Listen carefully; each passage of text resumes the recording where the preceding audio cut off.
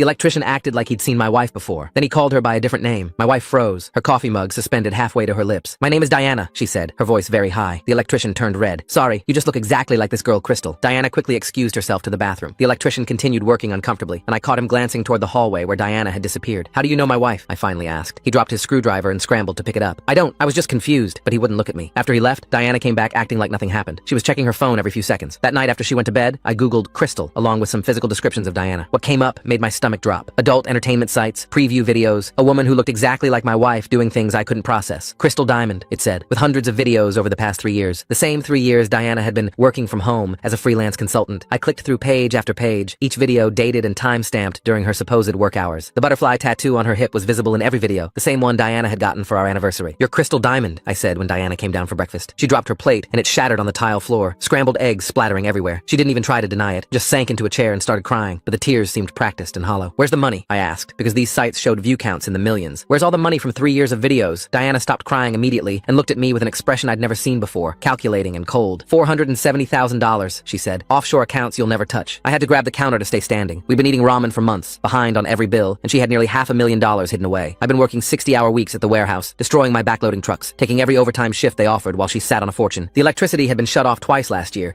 and we'd sat in the dark for days each time, lighting candles like it was the 1800s. I'd sold my father's truck, the 1969 Ford he'd restored with his own hands before he died, just to pay for her mother's funeral. $3,000 I'd gotten for a truck worth $20,000 because I'd needed the money fast, and Diana had cried about how guilty she felt that we couldn't afford a proper service. "I make $3,000 in a weekend doing private shows," she said now, like it was nothing. Private shows meant meeting clients in hotels, and she explained it like discussing grocery shopping. The girlfriend experience, where men paid $5,000 to pretend she was theirs for a night. Our anniversary dinner when she'd claimed food poisoning, our nephew's graduation she'd missed for a work emergency, my promotion celebration she'd skipped for a migraine. All lies, all bookings, all documented on her Crystal Diamond booking calendar I could see on the website. She'd been meeting strangers for money while I thought she was building a consulting business from home. She'd watched me skip meals so she could eat, watched me tape my work boots together because we couldn't afford new ones. "Why?" I asked, and my voice sounded broken even to me. Diana shrugged and stood up, grabbing her keys from the counter. "Because I could," she said simply. "The house is in my name anyway. The refinancing documents I'd signed 6 months ago without reading them, because I trusted my wife completely. She told me it would lower our interest rate and help us save money we desperately needed. Instead, she'd removed me from the deed entirely while I'd been focused on making ends meet. 3 years of marriage turned into a lie. 3 years of pretending to struggle beside me while she built her secret empire as Crystal Diamond. "I have a shoot in an hour," she said, checking her phone like we'd been discussing the weather. "Downtown at the Marriott, if you're wondering." "You can't just leave," I said, but she was already at the door with her purse and jacket. Diana turned back with a cold smile I'd never seen in 7 years together. "The house is mine, remember?" she said. "I'll need you out by the weekend so I can set up a proper studio in the basement. A studio for Crystal Diamond. In the house I'd spent 3 years maintaining and improving." She pulled out her phone and scrolled through something, that cruel smile getting wider as she typed. "By the way," she added, not even looking up from the screen, "you should probably get tested. The clinic on 3rd Street does walk-ins on Tuesdays. Mention me and you'll get a few bucks off." The door slammed, and I watched through the window as her car backed down the driveway, the red taillights disappearing around the corner like this was any normal morning. My legs wouldn't move for the longest time. I just stood there in the kitchen staring at the spot where she'd been standing. The broken plate was still on the floor with eggs drying on the tile. My knees started shaking and then gave out completely. I dropped straight down onto the floor next to the mess, my jeans soaking up egg yolk. The whole kitchen felt wrong, like a place where something terrible had happened. I pulled out my phone with hands that wouldn't stop shaking and started taking pictures of everything. The broken plate, the eggs, the coffee mug she'd left on the counter. I crawled to the filing cabinet and dug through papers until I found the refinancing documents from 6 months ago. My signature was right there on the line where I'd given away my own house. The camera kept going out of focus because my hands were shaking so bad. I had to take each picture 3 or 4 times to get one that wasn't blurry. While I had my phone out, I logged into our joint checking account. $12.37 stared back at me from the screen. Yesterday, there had been $800 from my last paycheck. She must have transferred it all out this morning before our talk. My next paycheck wasn't until Friday, 4 days away. The electricity bill caught my eye from the counter where Diana always stacked the mail. Past due in big red letters across the top. Final notice before disconnection. I picked up the water bill underneath it. Same red letters. The gas bill too. She hadn't paid anything in months, probably planning this whole thing while I worked overtime to keep us afloat. My phone buzzed with a text from my supervisor asking where I was. I was already 20 minutes late for my shift and hadn't even noticed what time it was. I texted back that I had a family emergency and might need to leave early too. He replied immediately that I was out of sick days and any time off would be unpaid. I couldn't afford unpaid time, but I also couldn't stand up yet. It took another 10 minutes before my legs worked enough to get off the kitchen floor. I changed my jeans and drove to the warehouse on autopilot, not remembering most of the drive. The morning shift dragged by with me making stupid mistakes on orders I could normally do with my eyes closed. My supervisor kept giving me looks, but didn't say anything yet. At lunch break, I found Ivan eating his sandwich in the break room and sat down across from him. He took one look at my face and put his food down. I told him everything, the words spilling out in a rush about Diana being Crystal Diamond, the money, the house, all of it. Ivan stared at me like I was speaking Chinese, his mouth hanging open. Then he said I could crash on his couch as long as I needed. The relief hit me so hard I almost started crying right there in the break room. He patted my shoulder awkwardly and said his girlfriend might not love it, but she'd understand. The rest of my shift went by in a blur of loading trucks and trying not to think about where I'd be sleeping in 3 days. After clocking out, I sat in my car for a minute before starting the engine. The 3rd Street clinic Diana had mentioned was only 15 minutes away. The waiting room was packed with people all avoiding eye contact, everyone there for the same shameful reason. When I gave my name at the desk, the receptionist asked if I had insurance. I said yes, and she asked for Diana's name since the insurance was through her work. The second I said Diana's name, the receptionist's whole face changed. She looked at me with this expression like she felt sorry for me. She said they'd call me back soon and to have a seat. I sat there for 2 hours between a teenager and an old man, all of us staring at our phones. They finally called me back, and a nurse took my blood and had me pee in a cup. She said results would take 3 to 5 days, and they'd call me. The whole thing felt like being branded with shame. By the time I got back to the house, it was dark. Diana's car wasn't there, probably at another hotel appointment. I heated up a can of soup and ate it standing at the counter because sitting at our dining table felt too normal. My phone buzzed at 9 with a text from Diana asking if I was still at the house. No concern, no emotion, just asking like she was checking if I'd picked up milk. I texted back that yes, I was still there and would be out by Saturday like she demanded. She sent back a thumbs up emoji to end our marriage. I couldn't process that level of coldness from someone I'd shared a bed with for 3 years. Speaking of our bed, I couldn't make myself go into the bedroom. The whole room smelled like her perfume, the expensive kind she wore to her consulting meetings that were really hotel appointments. Why would Diana suddenly drop the whole act after 3 years of keeping it secret? The electrician calls her Crystal, and she just gives up completely. No more lies, no backup story, nothing. I grabbed an old blanket from the hall closet and made a nest on the couch. The ceiling had a water stain I'd been meaning to fix for months. Now it would be Diana's problem, or Crystal Diamond's problem, whoever she really was. I laid there until 3 in the morning, my brain spinning through every memory, looking for signs I'd missed. Friday morning came too fast. I called in sick to work, even though it meant losing a day's pay I desperately needed. Instead, I opened my laptop and started searching for tenant rights in our state. Page after page of legal websites said that even without being on the deed, I might have residency rights as an established tenant. The legal aid clinic downtown had a website with information about free consultations for people who couldn't afford lawyers. I called the number and got an automated system. The earliest appointment they had was 3 weeks out. I booked it anyway, knowing I'd be long gone from the house by then, but needing to do something, anything, that felt like fighting back. 3 hours later, I was at the kitchen table with my laptop and a stack of bank statements from the filing cabinet. I started building a spreadsheet, typing in every single payment I'd made toward our mortgage over the past 3 years. Each row showed the date, amount, and check number from my account. The mortgage payments alone added up to $18,000. Then I added the utility bills I'd paid from my checking account. Electric, water, gas, internet, trash pickup, everything Diana hadn't bothered with while hoarding her fortune. Another $11,000 right there. The home repairs hurt the most to document. The new water heater I'd installed myself to save money, $800. The roof patch after the storm last year, $1,500. The furnace repair, the driveway ceiling, the bathroom tile I'd laid myself over 3 weekends. Every receipt I could find went into the spreadsheet with dates and amounts. When I finished adding everything up, the total came to $42,000. Every penny traceable through bank statements and receipts. This had to count for something in court. My alarm went off at 5 a.m. Friday morning for my warehouse shift. I saved the spreadsheet to 3 different places and emailed it to myself before leaving. At work, I was moving pallets with the forklift when I knocked over a stack of boxes. Then I loaded the wrong truck with the wrong shipment. My third mistake was entering inventory counts wrong in the system. My supervisor called me into his office after lunch. He closed the door and asked if everything was okay at home. I told him I was going through a divorce and needed to find a new place to live by the weekend. He nodded and said he understood, but I needed to focus or there could be consequences. The company couldn't afford mistakes that cost money. I promised to do better and went back to my station. The rest of my shift, I double-checked everything, moving slower to avoid more errors. When I got home that evening, Diana's car was already in the driveway, along with a white van I didn't recognize. I walked in to find Diana in the living room with 2 guys carrying camera equipment. She introduced them as colleagues, helping her move some things for work. They headed down to the basement with tripods and lighting rigs. I could hear them setting up, drilling into the walls, moving furniture around. I went to the kitchen and heated up leftover pasta from 2 nights ago. The food tasted like cardboard, but I forced myself to eat it standing at the counter. Diana and her crew worked in the basement until almost midnight, their voices and footsteps echoing through the floor. Saturday morning, I drove to the clinic at 7:30 to be there when they opened at 8. The same waiting room, the same uncomfortable chairs, the same people avoiding eye contact. They called me back after an hour. Gabriella Hartman came in with my test results on a clipboard. She explained I was negative for everything so far, but needed to retest in 3 months. Some infections had window periods where they wouldn't show up right away. She handed me a packet about exposure risks and safe practices. I asked what the chances were of something showing up later. She said it depended on the type of exposure and frequency. I didn't want to explain my situation, so I just nodded and took the papers. Back at work Monday, I caught my supervisor during his break and asked about picking up extra shifts. I needed to save for a security deposit on an apartment. He shook his head and said overtime had just been cut because business was slow. The warehouse was overstaffed as it was. He'd let me know if anything opened up, but couldn't promise anything. The timing couldn't be worse when I needed every dollar I could get. That afternoon, I called 3 different title companies about the refinancing Diana had done 6 months ago. The first 2 wouldn't even talk to me since my name wasn't on the deed anymore. They said it was confidential information. The third company said I'd need a lawyer to get any documents or challenge anything about the refinancing. Without legal representation, they couldn't help me. I hung up feeling more trapped than ever. Tuesday morning, I called the bank directly about our mortgage. After being transferred 4 times, I finally got someone who could look up the account. The representative confirmed what I already feared. The refinancing had removed me from the deed completely, and I'd signed the papers myself. She pulled up the documents and said everything was legal and binding. Diana had planned this perfectly while I trusted her blindly. I asked if there was any way to contest it. She said I'd need to talk to a lawyer about that. The bank couldn't give legal advice. Wednesday, I finally got through to a divorce attorney's office after calling 6 different firms. Most wanted consultations fees just to meet. Bryce Myers' office had an opening for Monday morning. The receptionist mentioned their retainer was $5,000 to take a case. I almost hung up, but forced myself to keep the appointment anyway. Maybe they had payment plans or something. Friday afternoon, while Diana was at another appointment, I tried to get into her laptop she'd left on the coffee table. Every password password I tried was wrong. She changed them all since I discovered her secret. Her crystal diamond website was still bookmarked on my phone though. The booking calendar showed she had 3 appointments this weekend: Friday night, Saturday afternoon, and Sunday evening. Each one probably paid more than I made in a month at the warehouse. Sunday night, Diana came home with takeout from the Chinese place we used to order from for special occasions. She set the bags on the counter and started pulling out containers like nothing was wrong. She asked if I wanted to eat with her. I said no and stayed in the living room. She shrugged and said the house would be all hers tomorrow anyway. She ate her dinner at the table while scrolling through her phone, occasionally laughing at something on the screen. Her casualness about destroying my life was almost worse than if she'd been angry or mean about it. Monday morning came too fast, and I barely slept thinking about the meeting with the lawyer. The office was in a strip mall between a nail salon and a payday loan place, which should have told me something. Bryce Myers looked younger than me, maybe 30, with a cheap suit and an office that smelled like old coffee. He listened to my story while typing notes on a laptop that had tape holding the screen hinge together. When I finished talking, he leaned back and told me the truth I didn't want to hear. Since the house was legally in Diana's name only after that refinancing, my options were limited. We could fight for marital assets and argue I was deceived, but it would be expensive and take months, maybe years. The retainer alone was $5,000 I didn't have. I started to stand up to leave, but he stopped me and said he'd take my case for $2,500 down and monthly payments. He'd handled cases like this before and knew what it felt like to lose everything. I signed the agreement right there, knowing I'd have to sell more of my father's things to pay even the reduced amount. Bryce pulled out a yellow legal pad and had me list every single asset and debt we'd shared during the marriage. The list was pathetic when I wrote it all down. 2 credit cards maxed out at $8,000 each from when we were supposedly struggling. An old Honda with 150,000 miles that barely ran. Some furniture we'd bought at thrift stores. Meanwhile, Diana had kept all her crystal diamond money completely separate in accounts I'd never known existed. The more we documented, the clearer it became how thoroughly she'd planned this. Every purchase, every account, every financial decision had been calculated to leave me with nothing. Bryce said we'd need bank statements going back 3 years and told me to start gathering everything I could find. After the meeting, I went straight to work and caught Ivan in the parking lot before our shift started. I asked if his offer to crash on his couch was still good because Diana wanted me out tonight. He didn't hesitate, just said we'd move my stuff after work. The shift dragged forever, and my supervisor kept giving me worried looks every time I dropped something or forgot a task. When 5 o'clock finally came, Ivan followed me to the house in his truck. Diana was there waiting in the doorway with her arms crossed, watching everything we did. She reminded me that anything bought for the house had to stay, including the microwave I'd bought with my birthday money. I could only take personal items and clothes. Ivan helped me pack 3 boxes with everything I owned that wasn't attached to the house. My clothes fit in 1 box, my father's remaining tools in another, and some books and personal papers in the third. 7 years of marriage reduced to 3 cardboard boxes that fit in the back of Ivan's truck. Crystal Diamond's money must be sitting in an account somewhere that Brian never even knew existed, while he's tracking every single receipt like his life depends on it. Those camera crews in the basement sound like she's setting up some kind of professional studio right under his nose while he eats cold pasta upstairs. Diana stood there filming us on her phone the entire time, claiming she needed evidence I didn't steal anything. We drove to Ivan's apartment in silence and carried the boxes up 2 flights of stairs to his small 2-bedroom place. His girlfriend was in the kitchen when we walked in, and her face said everything about how she felt about this arrangement. Ivan had already warned her, but seeing me with my boxes made it real. She said I could stay 2 weeks maximum while I found my own place. I thanked her and promised I'd be gone as soon as possible. That night, I slept on their couch wrapped in a blanket Ivan's girlfriend grudgingly provided. Tuesday morning, my phone buzzed with a text from Diana at 6:30. She'd already changed all the locks and sent a photo of the new deadbolts to prove it. They were black metal ones that looked more expensive than anything we'd bought together in 7 years. She said she'd call the cops if she saw me near the property. I was officially homeless except for Ivan's couch. I texted back asking about getting my father's workbench from the garage, and she replied that it was attached to the house, so it stayed. Everything was calculated to hurt as much as possible. Wednesday, I had to miss half my shift to go back with a police escort for my remaining belongings. The officer met me at the house looking bored and checking his watch every few minutes. Diana let us in with a smirk and immediately started filming everything on her phone again. I grabbed my father's hand tools from the garage while she followed us around claiming I might steal something. The officer just stood there looking annoyed at both of us. I found my birth certificate and social security card in the filing cabinet and took those. Diana protested, but the officer said those were clearly mine. The whole thing took 20 minutes and felt like hours. Living at Ivan's place was awkward, but better than sleeping in my car. His girlfriend barely spoke to me and ate dinner in their bedroom most nights. I bought all the groceries to help with expenses and cleaned the apartment obsessively to earn my keep. The dishes were always done, the bathroom spotless, the floors vacuumed daily. Ivan said I didn't need to do all that, but I couldn't just sit there taking up space without contributing something. Thursday, the STD results arrived in an email while I was at work. Negative for everything so far, but the relief only lasted a few seconds. Gabriella Hartman from the clinic called an hour later to remind me about the 3-month follow-up test. Some things didn't show up right away and I'd need to come back in 12 weeks. Until then, I had to wonder and worry about what might still be in my system. Friday at work, I caught my supervisor during lunch and explained I needed consistent hours to qualify for an apartment. Most places wanted proof of steady income and my hours had been all over the place lately. He said he'd do what he could, but made no promises since business was slow. Word had gotten around the warehouse about my situation, and now people looked at me with pity. Some guys offered to buy me beer after work, but I couldn't afford to go out. The following week, Bryce filed the divorce papers and requested temporary support orders. He warned me Diana would fight everything and drag the process out as long as possible. She had the money for a long legal battle while I was already struggling to pay his reduced fee. The court date was set for 6 weeks away, which felt like forever when I was sleeping on someone's couch. The process server went to deliver the papers, but Diana wouldn't answer the door even though her car was in the driveway. He tried 3 times over 2 days with no success. We knew she was home because her Instagram showed her posting from inside the house. The legal games had already started,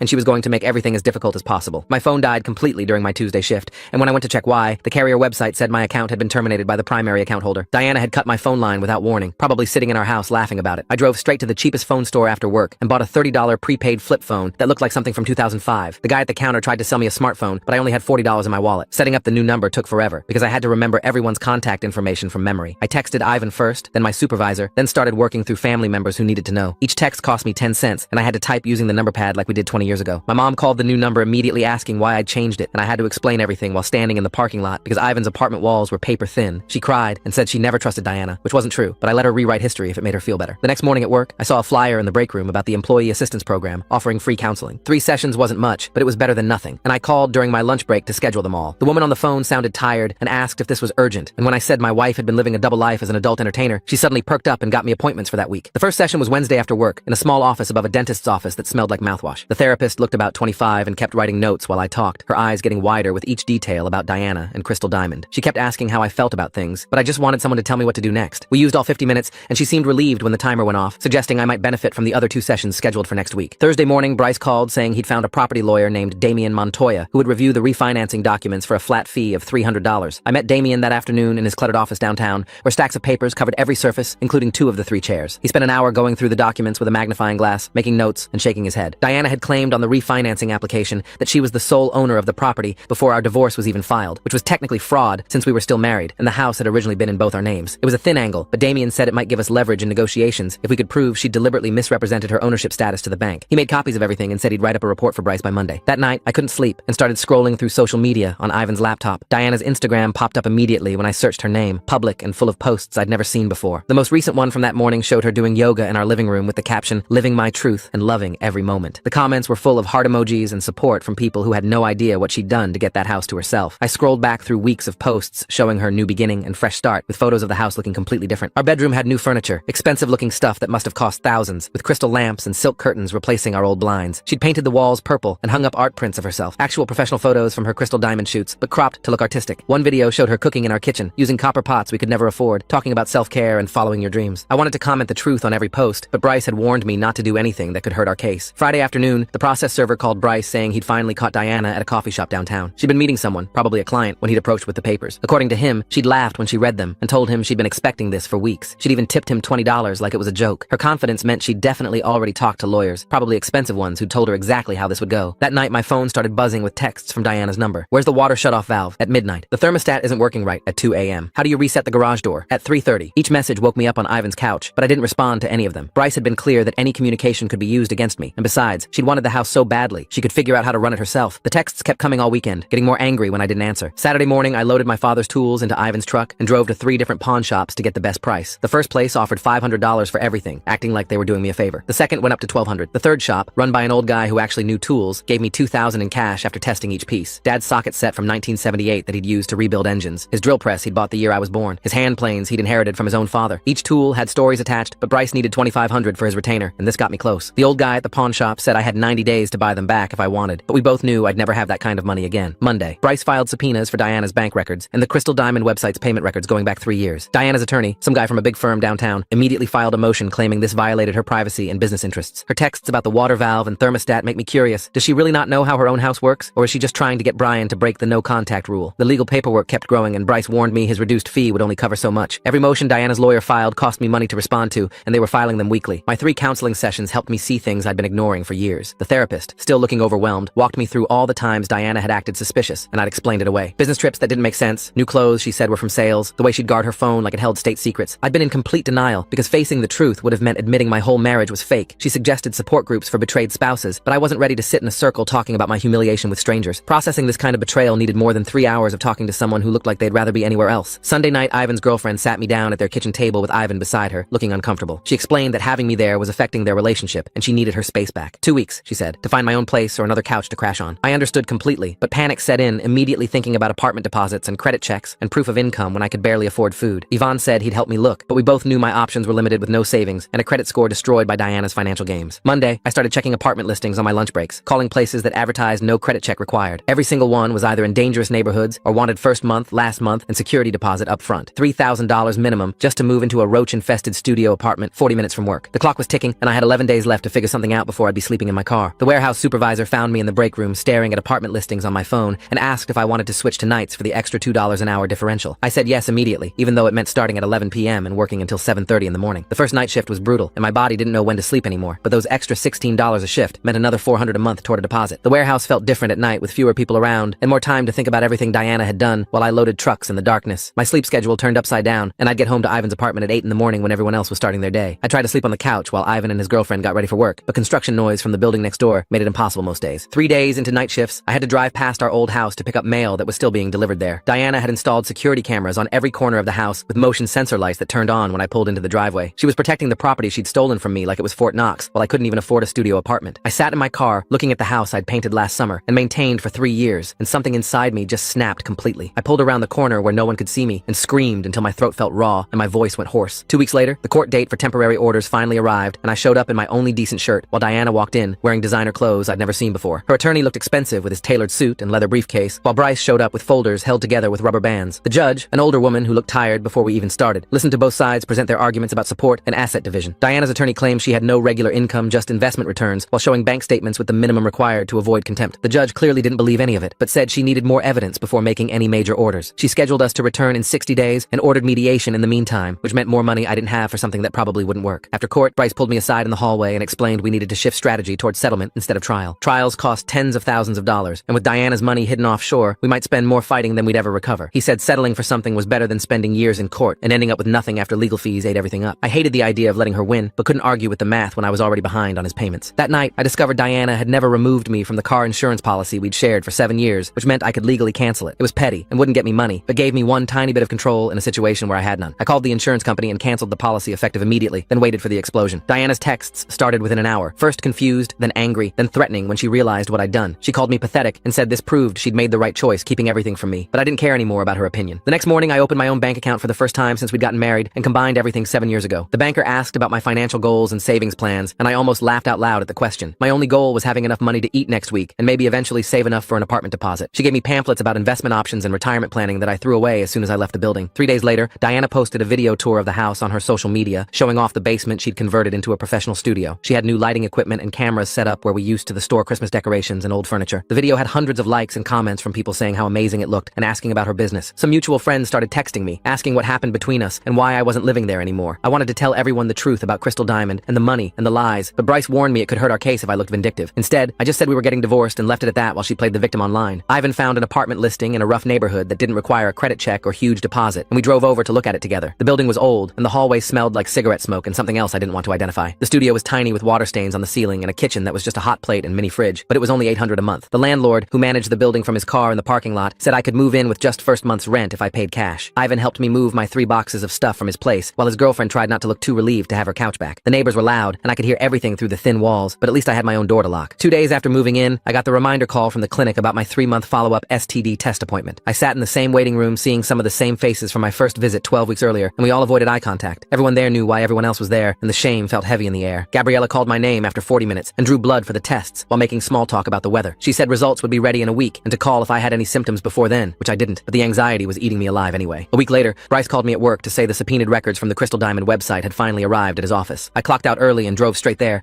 my hands shaking on the steering wheel. The stack of papers on his desk was thicker than a phone book and covered in numbers that made my head spin. Bryce had already gone through everything with a highlighter and sticky notes marking the important parts. The total at the bottom of his summary sheet showed $600,000 over 3 years, not the $470,000 Diana had admitted to. She'd hidden an extra $130,000 somewhere, probably in more offshore accounts we'd never be able to trace. Bryce spread out the monthly statements showing steady deposits into accounts at 5 different banks, all under variations of the Crystal Diamond business name. Some months, she'd made $20,000 while I'd been working double shifts just to keep our lights on. The booking records showed private sessions at hotels all over the city. During times, she'd told me she was at yoga or visiting her sister or stuck in traffic. Every lie had a dollar amount attached to it now. Bryce explained that tracking down the offshore accounts would cost more in legal fees than we'd probably ever recover from them. Diana had been smart about where she hid the money, using banks in countries that didn't cooperate with U.S. court orders. We'd have to work with what we could prove existed in domestic accounts, which was still substantial, but not the full amount. The mediation session was scheduled for the following Tuesday at the courthouse downtown. I wore my only suit, the one I'd bought for job interviews 5 years ago that barely fit anymore. Diana showed up in designer clothes I'd never seen before with an attorney who looked like he charged more per hour than I made in a week. Diana's timing seems really careful here, keeping him on the insurance for 7 years, then acting shocked when he finally cancels it. Makes me wonder if she kept other financial connections she thought he wouldn't find. We sat at opposite ends of a long conference table while the mediator explained the process and ground rules. Diana's attorney started by offering me $20,000 to walk away from everything and sign the divorce papers without any further claims. He acted like this was incredibly generous, given that the house was legally in Diana's name only. I wanted to flip the table over and scream about the 3 years of lies and struggle while she sat on a fortune, but Bryce had coached me to stay calm no matter what they said. We countered with a demand for half the current house value, plus $100,000 from her proven earnings. Diana actually actually laughed when Bryce presented our numbers, a cold sound that echoed in the conference room. She said she'd rather spend every penny on lawyers than give me that much. Her attorney whispered something in her ear, and she rolled her eyes but nodded. After 3 hours of back and forth, we settled on $60,000 to be paid over 2 years in monthly installments. It wasn't close to fair, but Bryce said it was better than spending the next year in court battles that would eat up most of the settlement and legal fees anyway. I signed the papers, feeling like I was giving up, but also desperate to just be done with all of it. 2 weeks later, the first payment hit my new bank account, and I immediately used it to put a deposit on a better apartment. The place was still small, just a one-bedroom in an older building, but it was in a safer neighborhood where I didn't hear sirens every night. The property manager ran my credit, but didn't ask questions about the recent divorce or why my previous address was my co-worker's couch. I signed the lease, feeling like I was finally moving forward, instead of just surviving day to day. The apartment had actual kitchen cabinets and a window that looked out at trees instead of a parking lot. Moving day consisted of carrying my 3 boxes up 2 flights of stairs and setting up the air mattress I'd bought at a discount store. The final STD test appointment came exactly 3 months after that first horrible visit to the clinic. I sat in the familiar waiting room trying not to think about all the worst-case scenarios that had been running through my head for weeks. Gabriella called my name and drew my blood with the same professional efficiency as before. A week later, she called with the results, and I had to sit down when she said everything came back negative. She told me I was lucky and should be more careful about partners in the future. I didn't tell her there wouldn't be any partners for a very long time, maybe ever. The divorce papers were finalized a month after the mediation session. Diana got to keep the house and most of her hidden money while I got $60,000 spread over 2 years, and my freedom from someone who had never really loved me. It wasn't justice, but it was closure, a legal document that said we were officially done with each other forever. The judge signed the decree without even looking up from his paperwork. 3 months after that morning in the kitchen when my world exploded, I stood in my small apartment unpacking the few things I'd bought with my settlement money. A real bed frame instead of an air mattress, some basic furniture from the thrift store, actual plates and cups instead of paper products. The settlement money wouldn't replace what I'd lost or make up for the years of lies, but I was building something new without deception. Diana still posted as Crystal Diamond according to Ivan, who'd looked her up out of curiosity, and I still worked night shifts at the warehouse for the extra pay. We existed in completely separate worlds now, which was exactly what I needed. Thanks for letting me poke around the edges of this with you. Definitely been a bit of a journey we got to share. I really enjoyed it. Until next time, like the video, it helps more than you think.